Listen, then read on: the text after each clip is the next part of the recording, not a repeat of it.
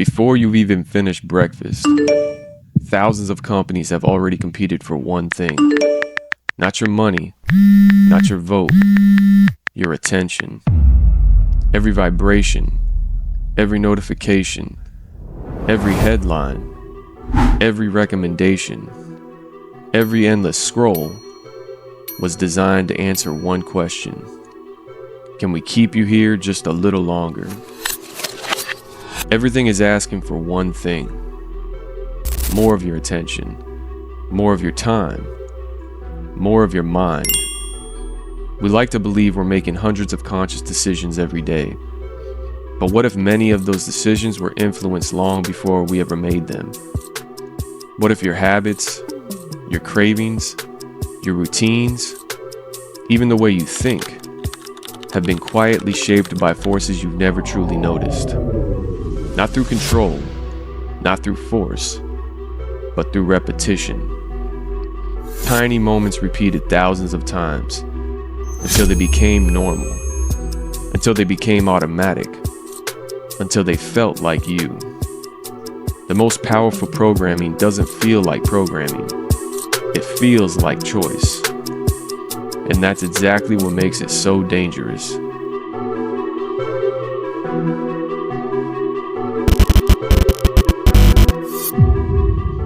If I asked you whether or not you were being programmed every day, you'd probably laugh.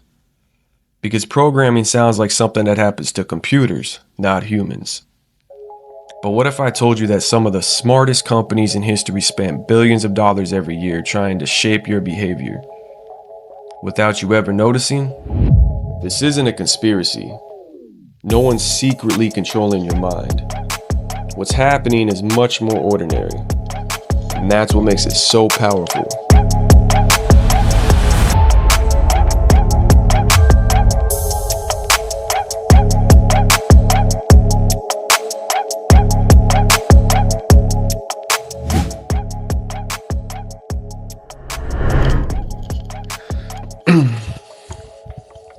Every day you make thousands of decisions. What to eat, what to wear, which route to take to work, what video to watch, which notification deserves your attention. Most of these decisions feel so natural, and that's what makes them so fascinating. Because once something becomes automatic, we stop asking why we do it. Think about your morning. Did you wake up? Or did an alarm decide when your day would begin? Did you reach for your phone because you consciously chose to? Or because your hand has repeated that movement thousands of times before? Did you choose the first video to watch today? Or was it simply the next recommendation waiting for you? None of these moments feel extraordinary. In fact, they feel completely normal. And that's the point. The most powerful influences in our lives rarely announce themselves. They don't force us. They don't demand our attention. They quietly become a part of our routine until we stop noticing they're there. The things we repeat every day slowly become the things we accept as normal. And once something becomes normal, we rarely stop to question it. Take a grocery store, for example. The products at eye level weren't placed there by accident. The smell of fresh bread wasn't an accident. The music playing through the speakers wasn't chosen at random. Even the path you walk through the store has often been carefully designed to influence your decisions. Not by forcing your hand, but by gently guiding your attention. Because attention almost always comes before action. And action, repeated over time, becomes habit. Now think beyond the grocery store. Your phone, your favorite apps, the videos recommended to you, the advertisements you scroll past, the headlines competing for your attention. Every day, you're surrounded by systems designed to influence what you notice, what you think about, and ultimately, what you choose. Not because someone is controlling your mind, but because your environment is constantly shaping it. The question isn't whether you're being influenced. We all are. The real question is, how much of your life has been shaped without you ever realizing it?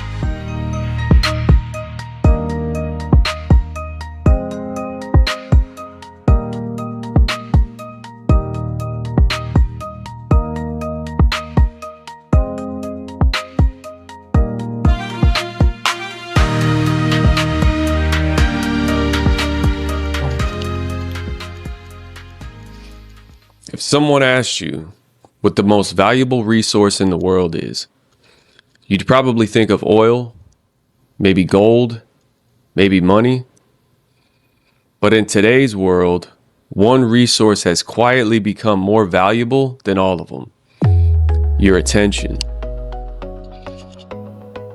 Every notification you receive, every video recommendation, every headline, every advertisement, every autoplay feature is trying to answer the same question. Can we keep your attention for just a little longer? Because attention comes before almost everything else. Before a purchase, before a habit, before a belief, before a decision. If something can't capture your attention, it has almost no chance of influencing your actions.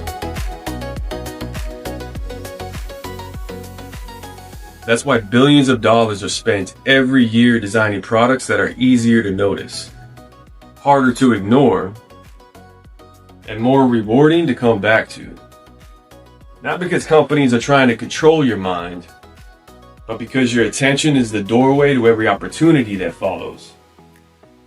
The longer someone has your attention, the more opportunities they have to earn your trust, show you information, sell a product, or keep you engaged. Most of us don't wake up intending to spend an extra hour scrolling. It happens one recommendation, one notification, just one more moment at a time. Attention doesn't usually disappear all at once. It's spent in small pieces until you suddenly realize how much of your day is gone. And once you understand that attention has become one of the most valuable resources in the modern world, a much bigger question begins to emerge. How do companies become so good at keeping it?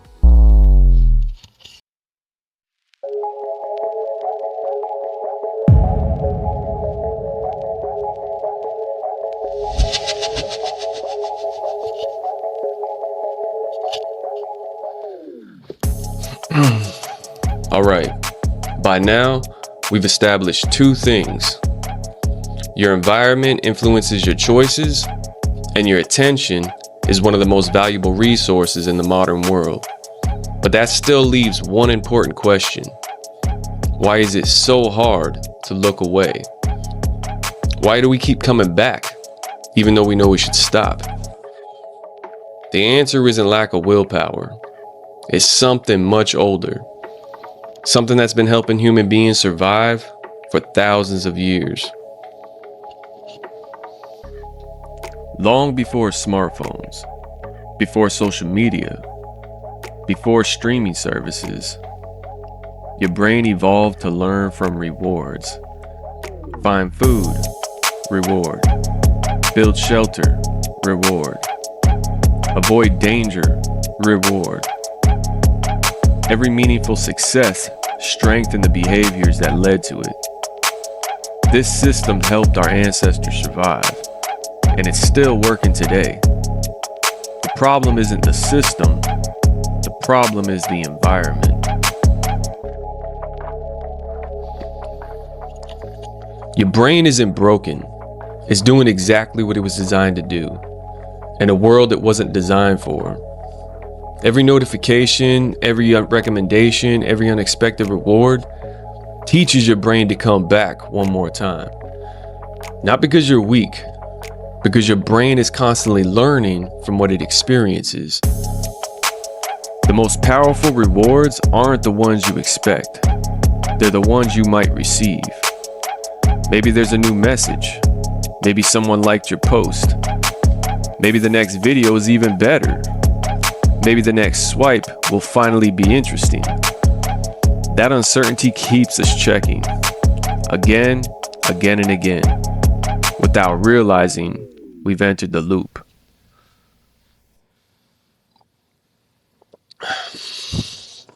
Over time, that loop becomes familiar, and familiar behaviors become automatic behaviors. Not because you've lost control, but because repetition teaches the brain what feels worth returning to. The good news is the same brain capable of learning these patterns is also capable of learning new ones. But before we get into how to break the loop, there's still one more invisible force we need to understand.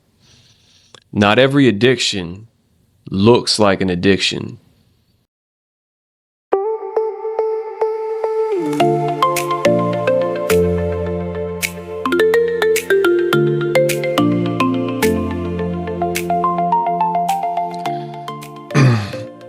When most people hear the word addiction, they imagine something obvious.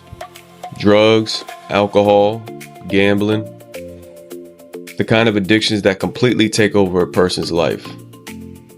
But some of the strongest habits don't look like addictions at all. They look normal.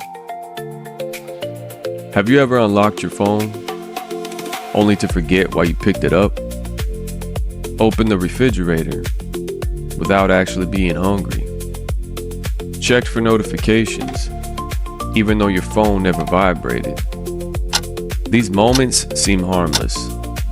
Most of us have experienced them, but they reveal something important. Sometimes we're not responding to a need. We're responding to a habit. And habits don't ask for permission. They simply ask to be repeated. The more often we repeat a behavior, the less effort it takes to do it again.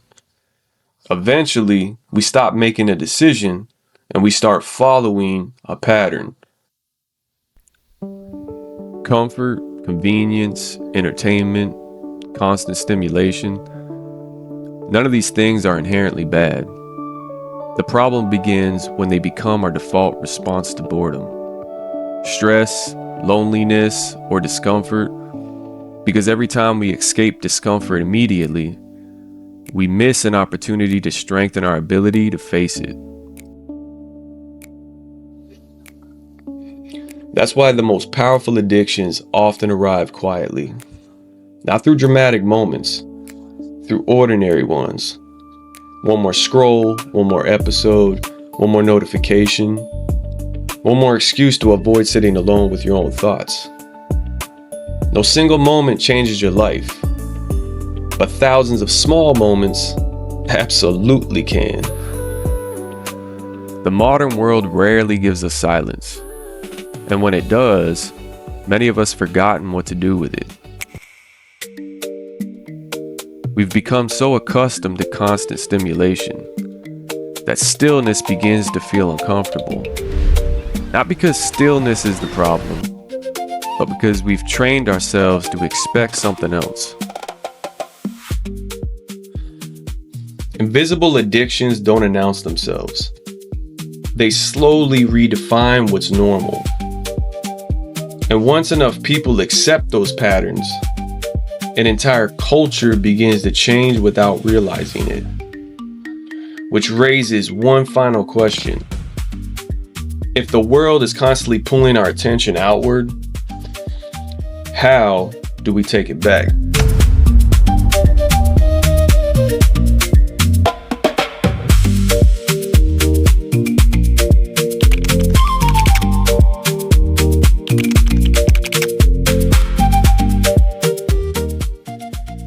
For thousands of years, human beings have adapted to survive the environment. We've learned, we've adjusted, We've even built in habits to help us navigate the world around us. And today that same ability is still inside all of us. The difference is our environment has changed faster than our brains have. The goal isn't to eliminate technology. The goal isn't to reject the modern world. The goal is to stop living on autopilot. Because anything repeated often enough becomes a pattern. And any pattern repeated long enough becomes a part of who we are.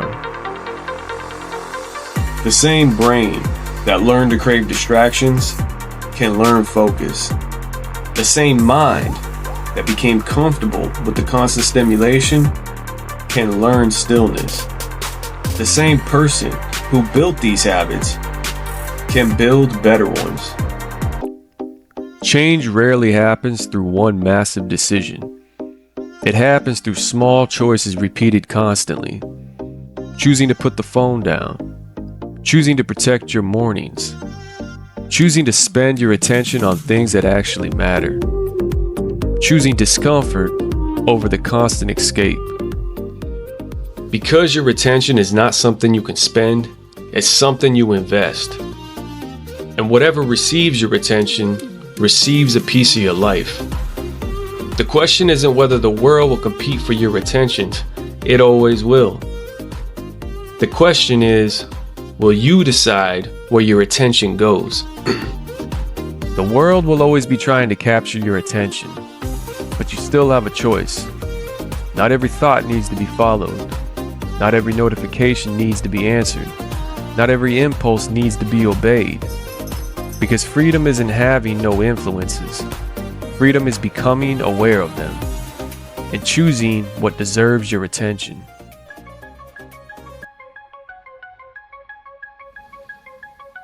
Your mind is one of the most powerful tools you have. Protect it, train it, use it intentionally. Because whatever you give your attention to, you give your life to. And I'll see you guys in the next video.